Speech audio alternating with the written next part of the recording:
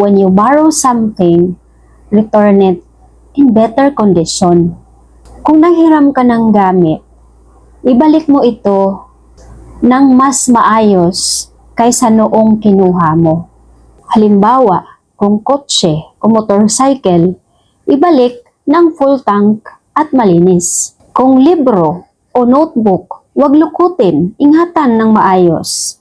O kung damit naman, syempre, labahan, lagyan ng fabric conditioner para mabango. Syempre, nakakahiya doon sa may-ari kung ibalik mo na ang baho ng kilikili, amoy pawis. May mga tao na ayaw nilang makipag-share ng damit. Pero dahil kakilala ka, nagtiwala sa'yo, pinahiram sa'yo. Kaya ingatan mo. Hindi yung pag nakarating sa'yo, hindi mo na maalala kung sinong may-ari nito. Minsan nawawala pa. Hindi mo alam kung anong kulay na nung damit. Sinasabi mo nawala na. O, di ba? Paano ka pa makakabalik? Di ba? Kawalan niyo ng respeto.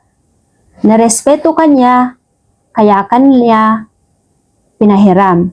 Pero dapat, noong oras na pinahiram ka, dapat respetuhin mo rin yung tiwala niya. Kasi ang dagdag na effort ay pasasalamat at pag-appreciate sa tiwala ng nagpahiram sa'yo.